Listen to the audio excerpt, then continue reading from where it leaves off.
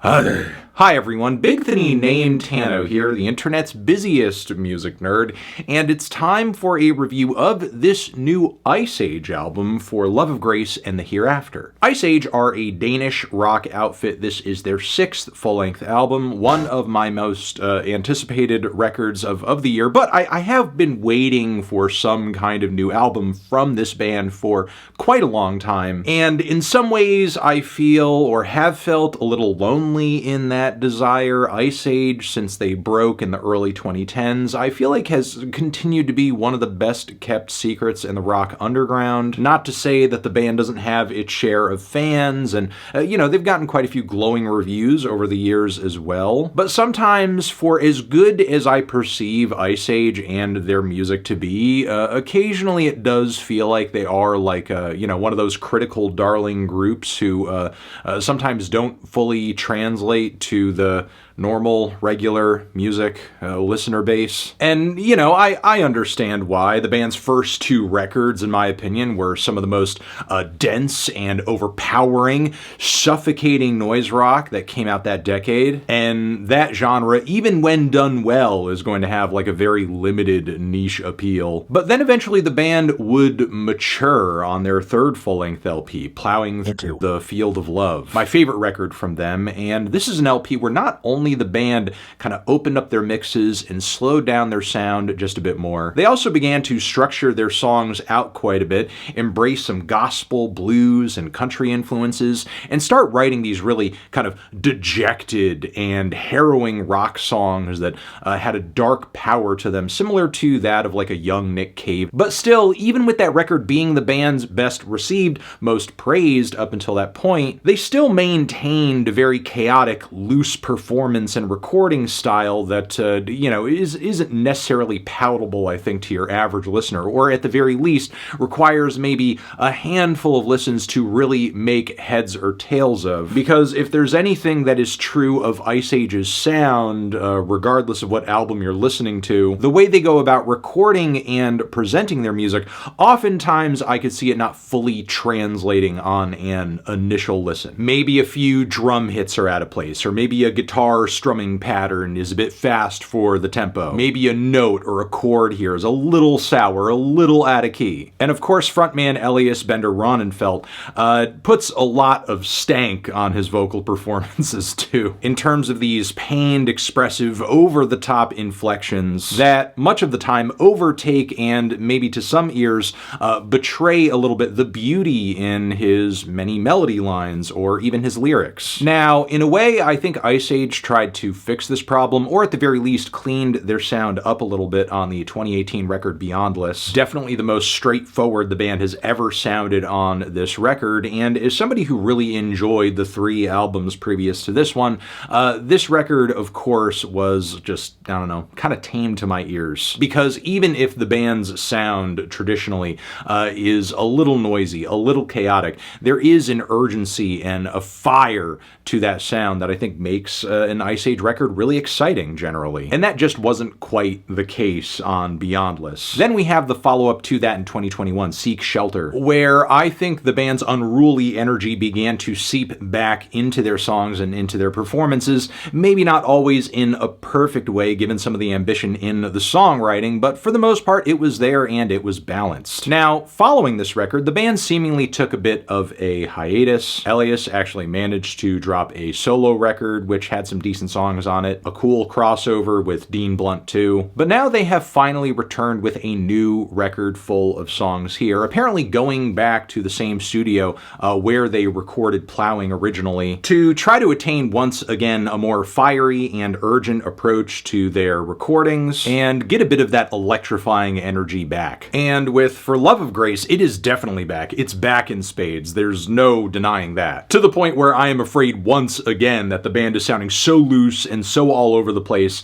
that the average listener will not be able to appreciate what they're doing. But don't take this album as a mere retread of things the band has done in the past. There is an element to this album that I think makes it special compared to every record Iceage has done so far, and that's love. Yeah, this album is hands down Iceage's most lovesick and peppy happy-go-lucky release, which is kind of weird. It feels strange to say that an Iceage album sounds vibey and positive and sweet, but For Love of Grace actually is. It's just that as the band is dishing out choruses that are packed with la-la-las and doot-doos, more country vibes, some danceable grooves here and there too, they have basically seen fit to not clean up their act at all and are delivering once again some of their messiest and most chaotic performances ever. The songs on this record are bursting at the seams. They are falling apart,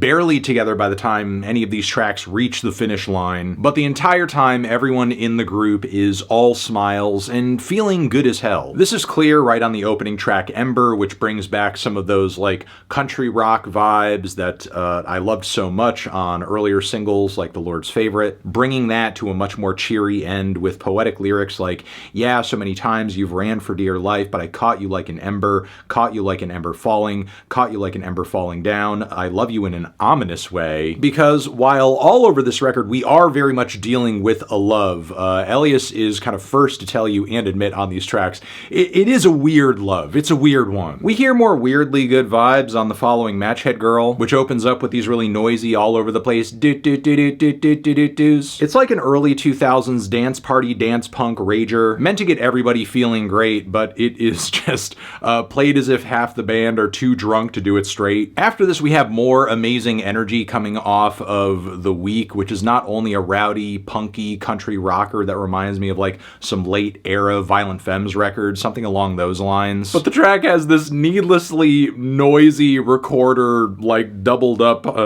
disharmony solo that just adds to the hilarious chaos of the song. Plus, the Life is for the Weak refrains on the hook of this track just seared themselves into my head immediately. The song No Fear sees the band dabbling in what feels kind of on the surface like some The Cure vibes. There are definitely some interesting switch-ups across the track toward the harmoniousness of the instrumentation turning warmer, brighter, or more discordant. I guess what bugs me most about the track, though, is that it feels like it's inching towards something that's like really catchy and anthemic toward the end, but it never really quite gets there. Salve for Every Sore also kind of sidesteps doing anything overly catchy or commercial, but the nearly endless folk-flavored tension across this track feels so very obviously inspired by the Velvet Underground's Black Angel's Death song, and is pulled off relatively well, frankly. Then Mother of Pearl is one of a few tracks on this record that honestly kind of feels like it's inspired by early 70s Rolling Stones, but of course, as prevalent as that influence is, there is no way with a mix and a recording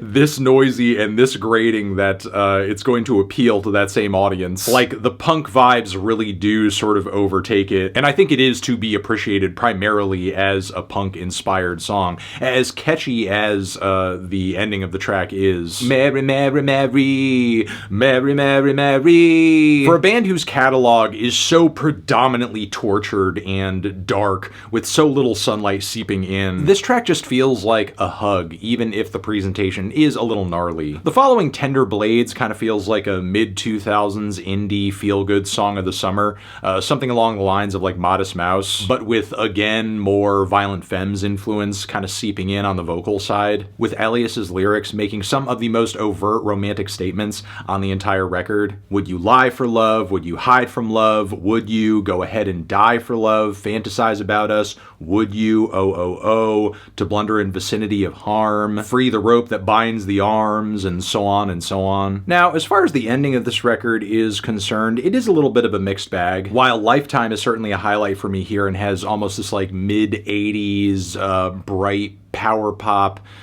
percussion quality to it that really gets me going, handily one of the most energetic tracks on this record. And there's a really slick post-punk energy coming off of the track Holy Water too. Like, the guitars and drums really lock in on this one in a way that they are just not quite this tight on the rest of the record. Simultaneously, there are moments where I feel like Iceage's messiness, their controlled chaos, as it were, does get the better of them a little bit. I feel like this is especially the case for 1835 and Star, Star, the latter of these two, was actually a single to this record. But as much as I enjoy elements of these tracks, I can't help but think about how much better they could have gone over if the playing and recording were just a little bit tighter. Like, there are moments on that 1835 hook where it feels like the vocals and maybe something else in the mix is just coming in a little bit late. And even the transitions from the verses to the choruses on Star feel a little rough too. And then we have the closing track, True Blue, which is actually my least favorite cut on the record. And you know,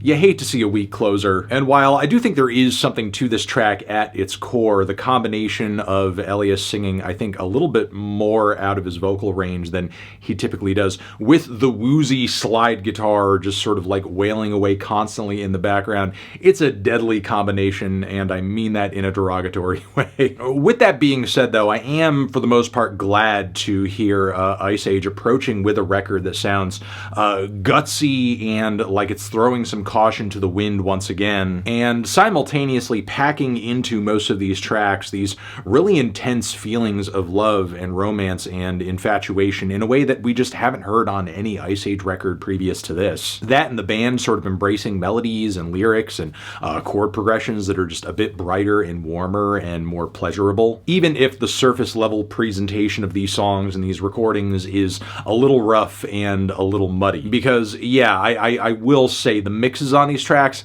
not nearly as clear as the past two Iceage records for sure, especially Beyondless, which I think sounds crystal clear in comparison with this record. But I think a little clarity is a sacrifice that I personally am very much willing and ready to make for a band that sounds like they are really going for it on almost every track here, which is why I'm feeling a decent to strong 8 on this album. Transition, have you given this record a listen? Did you love it? Did you hate it? What would you rate it? You're the best, you're the best. What should I review next? Hit the like if you like. Please subscribe and please don't cry. Hit the bell as well. Over here next to my head is another video that you can check out. Hit that up or the link to subscribe to the channel. Anthony Fantano, Iceage, forever.